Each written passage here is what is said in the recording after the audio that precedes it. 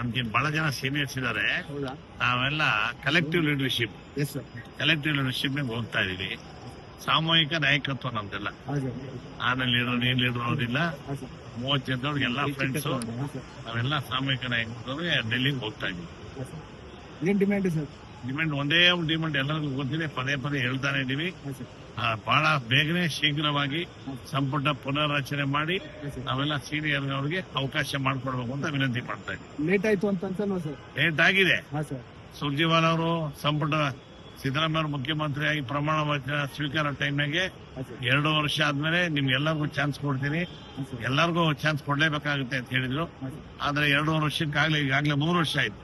ಯಾಕಂದ್ರೆ ಕೆಲವು ರಾಜ್ಯಗಳ ಚುನಾವಣೆ ಬಂತು, ನಮ್ಮಲ್ಲಿ ಕೂಡ ಉಪಚುನಾವಣೆ ಬಂತು, ಅಧಿವೇಶನ ನಡೀತಾ ಇತ್ತು. ಹಾಗಾಗಿ ಸ್ವಲ್ಪ ಡಿಲೇ ಆಗಿದೆ. ಅದಕ್ಕೋಸ್ಕರ ಇನ್ನ ಮತ್ತೆ ಡಿಲೇ ಮಾಡ್ಬಿಡಿ, ಇಮಿಡಿಯೇಟ್ ಮಾಡಿ ಅಂತ ಹೇಳಕ್ಕೋಸ್ಕರ ಎಲ್ಲಿ ಟೈಮ್ ಕೊಡೋ ಪ್ರಶ್ನೆ. ನಾವೆಲ್ಲ ಕಾರ್ಯಕರ್ತರು ನಾವು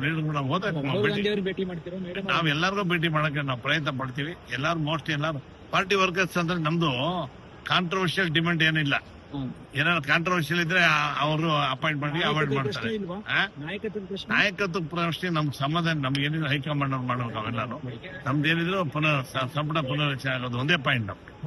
ಸರ್, ಇವಾಗ 30 ಜನರ ಪಟ್ಟಿ ನೋಡಿದ್ವಿ. ಆ ಪಟ್ಟಿಲಿ ಎಲ್ಲರೂ ಹೋಗ್ತಾ ಇದ್ದೀರಾ? ಎಲ್ಲರೂ ಹೋಗ್ತಾ ಇದ್ದೀವಿ. 100%. ಎಲ್ಲರಿಗೂ ಒಂದೇ ಬೇಡಿಕೆ, ಒಂದೇ ಬೆಳಿಗ್ಗೆ ಮಂತ್ರಿಮಂಡಲ ವಿಸ್ತರಣೆ ಆಗಬೇಕು, ನಮ್ಗೆಲ್ಲ ಅವಕಾಶ. ಯಾರಾದ್ರೂ ಕೈ ಬಿಡ್ಬೇಕು ಅಂತ ನಾವು ಅವ್ರಿಗೆ ಹೇಳಿದ್ 25 ಜನಕ್ಕೆ ನಾವು ಹೊಸಬ್ರು ಹಾಕಿ ಅಂತ ನಾವು ಕೇಳ್ತಾ ಇದ್ದೀವಿ. ಡಿಮ್ಯಾಂಡ್ ಇದೆ. ನಮ್ ಸುರ್ಜೇವಾಲ ಹೇಳಿದ್ರು ಸಂಪುಟ ವಿಸ್ತರಣೆ ಮಾಡಿದಾಗ, ಅವಾಗ ಪ್ರಮಾಣ ಹೋದಾಗ ಒಂದ್ 5-6 ಜನ ಸೀನಿಯರ್ ಮಿನಿಸ್ಟರ್ ಇಟ್ಕೊಂಡು ನಿಮ್ ಮಿಕ್ಕಿದವ್ರಿಗೆಲ್ಲ ತೆಗೆದು ನಿಮ್ಗೆಲ್ಲ ಅವಕಾಶ. ಈಗ ಯಾರೇ ಡ್ರಾಪ್ ಮಾಡ್ತಾರಲ್ಲ ಅಸಮರ್ಥ ಅಂತ ಏನಿಲ್ಲ, ಸಮರ್ಥರು ಇದ್ದಾರೆ, ಅಸಮರ್ಥರು ಇದ್ದಾರೆ. ಅದೆಲ್ಲರಿಗೂ ಚಾನ್ಸ್ ಬೇಕಲ್ಲ. 4 ಟರ್ಮ್ 5 ಟರ್ಮ್ ಮಂತ್ರಿಗಳಾಗಿರೋ ಅವರೇ ಇದ್ದಾರೆ. ಇದುವರೆಗೂ ಕಾಂಗ್ರೆಸ್ ಪಕ್ಷಕ್ಕೆ ಈಗ ನೋಡಿ ಎಲ್ಲ ಮಂತ್ರಿಗಳು ತಗೊಂಡ್ರೆ ಬರೀ ಅವರೇ ಇದ್ದಾರೆ, ಬೇರೆಯವ್ರ ಹೊಸಬ್ರು ಇಲ್ವೇ ಇಲ್ಲ. ಅದರಿಂದ ಅವ್ರಿಗೆ ಯಾಕೆ ನಮಗೂ ಅವಕಾಶ ಕೊಡಲಿಕ್ಕೆ ನಾವು ಕೇಳ್ತಾ ಇದೀವಿ. Okay, thank you.